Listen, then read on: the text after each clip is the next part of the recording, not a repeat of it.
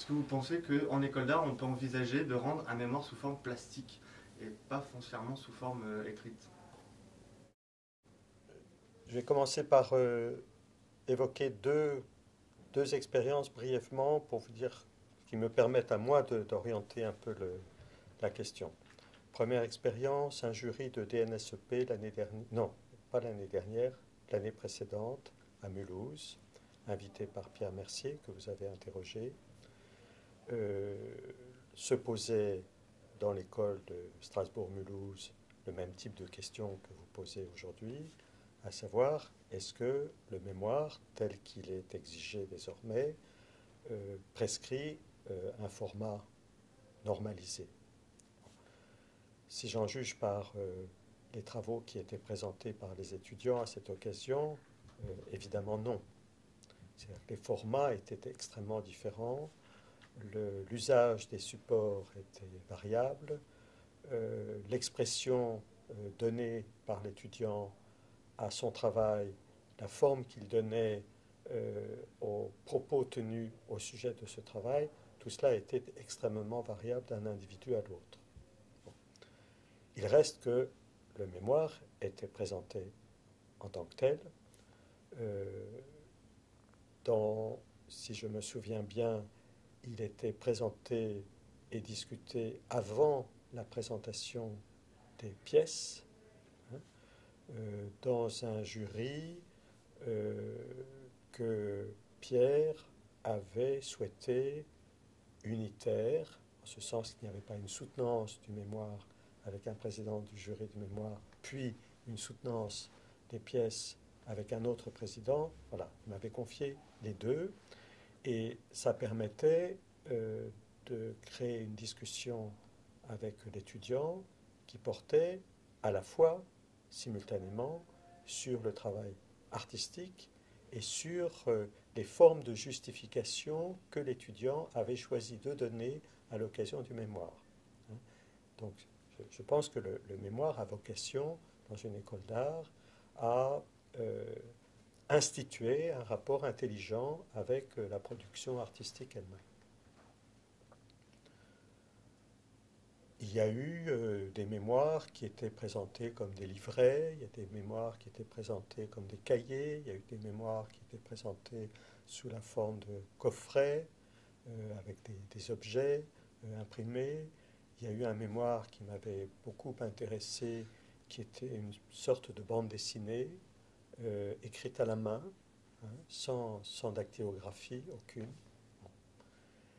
Et il me semble que c'était une réponse assez intelligente des étudiants de l'école d'art à l'exigence de production du mémoire. Hein, c'est-à-dire qu'il n'y avait pas de dérobade. Hein, l'obligation du mémoire était bien acceptée comme telle, mais l'étudiant de l'école d'art se sentait responsable du format dans lequel il allait réaliser ce mémoire. Ça me paraît fondamental. Deuxième expérience, l'expérience que je fais moi en tant que professeur d'une école d'architecture, cette fois. Euh, École qui, comme les écoles d'art, est assujettie au système licence, master, doctorat. Et donc, pour que le diplôme d'état d'architecte ait la valeur d'un master, il est effectivement nécessaire de produire un mémoire. Alors, euh, j'ai pris moi l'initiative d'abandonner le mémoire papier. C'est-à-dire que les étudiants, depuis 5 ans, dans le séminaire que j'anime, réalisent un travail sur un site en ligne, dans un format qui est un format commun. Donc, c'est très différent par rapport à l'école d'art, puisque la question du format est une question, je dirais, transversale. Elle est discutée comme telle par l'ensemble des auteurs ou contributeurs de notre travail commun. Il n'y a pas l'exigence très individuelle de prise en charge d'un format par l'étudiant, ce qui me semble être le cas et devoir rester le cas en école d'art. Cela dit, à l'intérieur d'un format donné, qui est un format défini par une écriture logicielle, toutes sortes de variations sont possibles, et plus le projet vient à maturité, plus l'expérience s'enrichit, plus on assiste à des initiatives extrêmement intéressantes dans la prise en charge du format et dans son évolution. J'ajouterai à ça que cette expérience-là, qui est discutée avec les étudiants, mais qui est discutée aussi entre collègues, nous a amené beaucoup à la fois à interroger le format, les formes d'énonciation de la pensée, en l'occurrence en architecture et en urbanisme, mais aussi peu à peu à considérer que la question du livre en général était une question de design.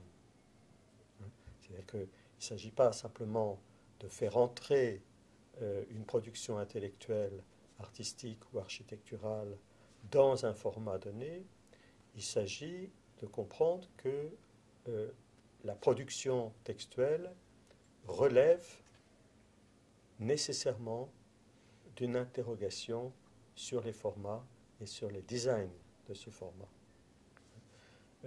Et ça, c'est très important.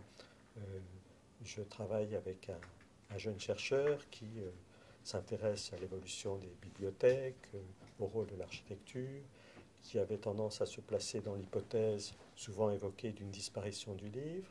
Et très vite, on s'est arrêté. On a dit non, bien au contraire, le livre, en raison de sa signification dans l'histoire des civilisations, très peu de chances de disparaître. C'est une première chose. La deuxième chose, c'est que le livre est un objet. Et le livre fabrique toutes sortes d'objets. Et l'écrit relève d'une approche qui est celle du design. Voilà. Et de ce point de vue, on sort de l'idée que ce qui serait écrit imposerait des formats conventionnels, normalisés, préétablis. Et les jeunes artistes que sont les élèves d'école d'art ont à engager leur responsabilité dans cette question-là. Donc, il ne s'agit pas de revendiquer, me semble-t-il, un écart par rapport à un format supposé normal ou obligatoire. Il s'agit d'engager une responsabilité artistique sur la question de savoir comment on met en forme un discours, une expression dont les fonctions sont d'explication, d'explicitation, de légitimation d'une production artistique. Et ça, je pense que ça demeure, c'est la fonction du master et du mémoire de master. Le travail de recherche pour réaliser un mémoire à l'université d'art est le même que le travail de recherche pour un étudiant en école d'art.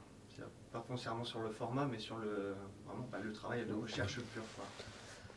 Je pense sincèrement que le problème est mal posé. Il est généralement posé de cette façon-là, mais il est mal posé pour deux raisons. La première, c'est que nous vivons en France dans une situation où les écoles d'art, les écoles d'architecture, pareillement, sont extérieures à l'université. Mais partout ailleurs, elles sont dans l'université. Donc la question ne se pose même pas. On est à l'université. La deuxième chose, c'est que on croit toujours qu'il y a une unité de format et de production à l'université, ce qui est totalement faux. Suivant les disciplines, suivant les lieux de formation, suivant l'inspiration ou l'impulsion donnée par ceux qui dirigent ce travail, il y a évidemment toutes sortes de manières de faire. C'est-à-dire, je pense qu'il faut traiter ces supposées obligations en matière de format comme des fictions institutionnelles. Et à un moment donné, il faut dire, on décide de faire autrement. C'est tout. C'est aussi simple que ça. Alors, ça produit des réactions. Je peux vous dire que lorsque, avec mes étudiants, on a entrepris de faire ce site en ligne, avec toutes les conséquences que ça comporte, nous nous sommes heurtés à une opposition très violente, très agressive. Je dirais même pas de la part de l'institution comme telle, de la part de mes collègues qui, qui m'attaquaient très, très violemment pour toutes sortes de raisons. Alors que on a toutes les bonnes raisons de continuer s'agissant de ce travail très spécifique en ligne qui assure l'archivage, qui assure la valorisation des travaux, qui assure leur visibilité permanente, qui assure l'interaction du site, etc. etc. Mais ça, c'est un peu un autre sujet. Mais ça veut dire que tous les ans, les nouveaux étudiants reviennent sur le même site et rajoutent leur... Oui. D'accord.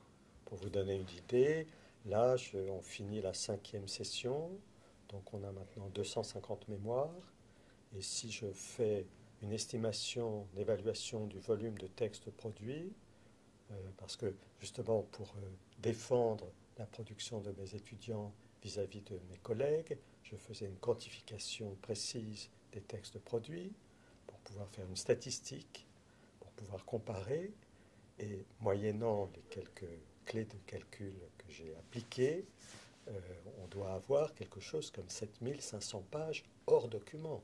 Hein. Donc c'est un énorme travail. Et on a plusieurs milliers de documents, soit autographes, c'est-à-dire produits par les auteurs eux-mêmes, soit à titre documentaire. Bon. Donc c'est un énorme travail. Et évidemment que la maturité qui se confirme de ce travail et son importance le rendent visible et force aussi le respect, je dirais.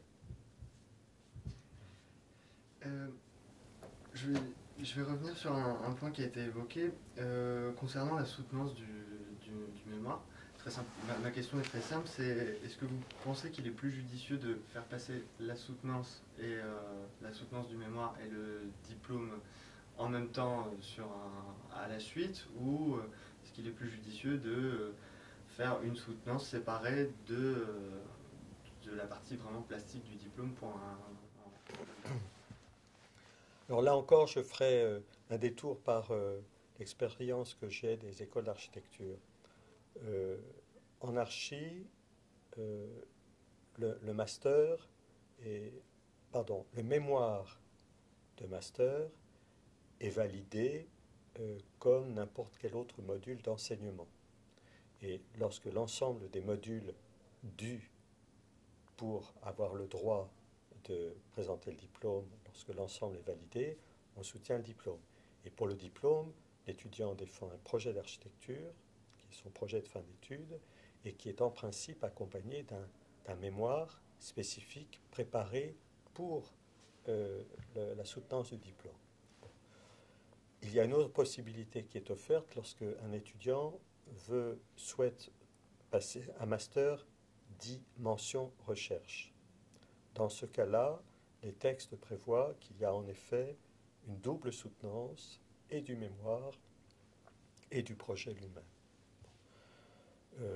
Il faut savoir que cette mention recherche n'ouvre aucun droit en plus du master, qui a donc un peu de... Je veux dire, on entoure cette mention recherche d'une espèce de prestige ou de vocation à ouvrir à des études ultérieures. Tout ça est largement exagéré, disons. Alors maintenant, pour être plus précis, je pense que on n'a jamais intérêt à trop alourdir les soutenances de diplôme. Ce que je reproche par exemple au diplôme en mention recherche, c'est qu'on a des jurys pléthoriques. On doit avoir 2 profs habilités à la direction de recherche. On doit avoir une soutenance du mémoire, une soutenance du projet. Je trouve ça honnêtement ridicule. Bon. Donc je pense qu'il ne faut pas vouloir tout faire à la fois. Hein. Sauf dans des cas particuliers de quelqu'un qui déclare son intention de poursuivre une activité de recherche, et à ce moment-là, c'est normal qu'il en fasse état le jour de son diplôme. Bon. Alors, par ailleurs, la soutenance, elle aussi peut revêtir des formes différentes. Normalement, un mémoire se soutient devant un jury d'au moins 2 personnes, avec un rapporteur. Bon. Nous avons, nous, un effectif pléthorique qui interdit ça. Si on devait organiser des soutenances dans la forme classique, on y passerait la moitié du temps dévolu au séminaire lui-même. Bon. Donc on fait autrement. Le travail est suivi par principe de manière continue, puisqu'il est visible tout de suite, dès le début. Ensuite, il est discuté en séminaire. C'est la vocation du séminaire de le discuter de façon permanente.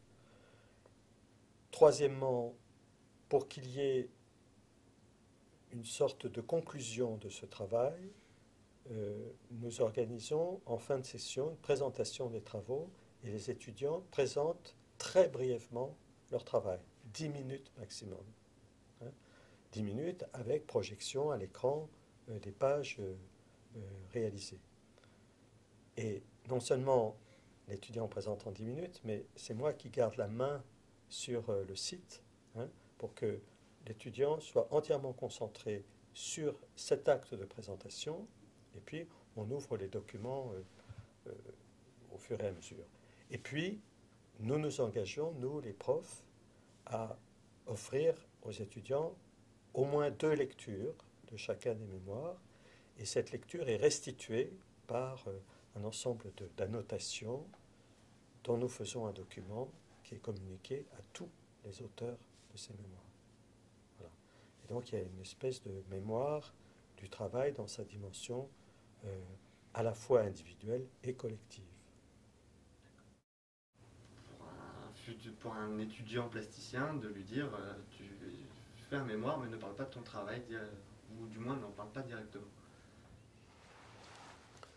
Alors, c'est sans doute la question la plus difficile.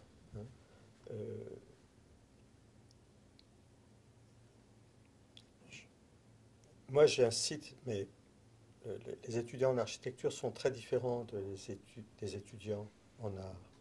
Les étudiants en architecture ont beaucoup de mal à trouver les voies d'une expression personnelle de leur travail. Et donc mon rôle, c'est de les y inciter fortement.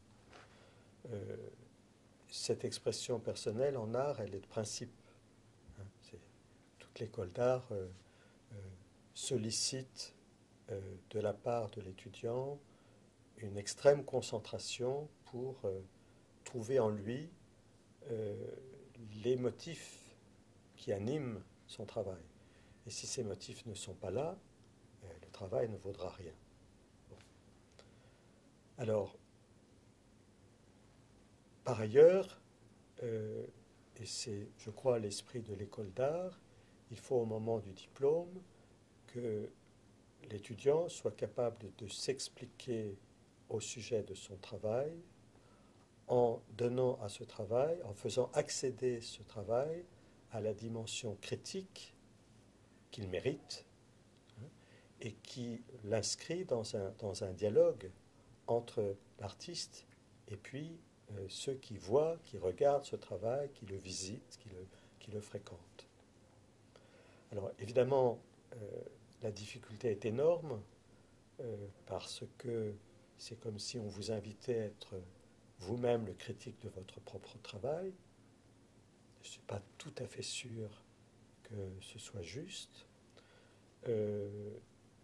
Ça vous incite à discourir sur votre travail, ce qui me semble pas très bien.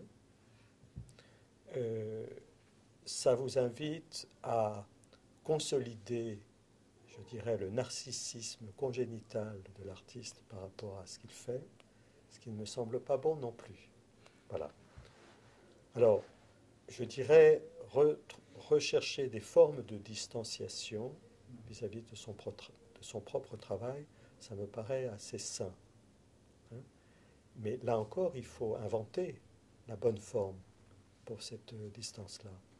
Ce n'est pas en prescrivant de l'extérieur une forme supposée convenable, universitaire, académique, rhétorique, que on facilitera chez vous l'éclosion la formation d'un discours juste sur votre travail.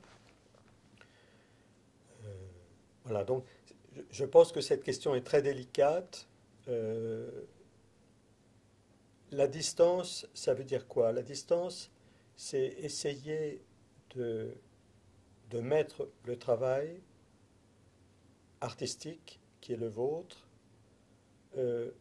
dans une relation réfléchie avec autre chose, dans une relation construite avec quelque chose. Ce quelque chose, c'est une actualité, c'est un environnement, c'est un milieu, ce sont des références, quelque chose qui relève en tout cas de l'explicitation. Et ça, je pense que c'est très bon parce que ça, disons, ça dissout des adhérences de l'artiste à son propre travail qui peuvent le freiner, qui peuvent finalement l'handicaper. Et je me demandais qu'est-ce que vous envisageriez comme type de contrôle pour valider le diplôme, si, vu que voilà, on disait que le passage de parler de son travail comme ça devant des gens, c'était pas forcément... Je crois que là, on est en matière artistique, directement. C'est-à-dire que il y a, pour le DNAP, encore une dimension didactique qui est assez présente. On voit quels sont les apprentissages auxquels l'étudiant s'est livré. Et donc, on évalue, malgré tout, une certaine conformité des démarches dans lesquelles l'étudiant s'est engagé par rapport à ce qu'il est supposé recevoir de l'école. Bon. Le DNSEP, c'est un projet artistique. Voilà. Donc, la seule question, c'est de savoir si ce travail artistique convainc, a du sens pour ceux qui sont invités à le regarder, à le visiter. Et là, on a des situations très variables, c'est-à-dire quelquefois le travail parle de lui-même avec une telle évidence que on pourrait presque n'en rien dire.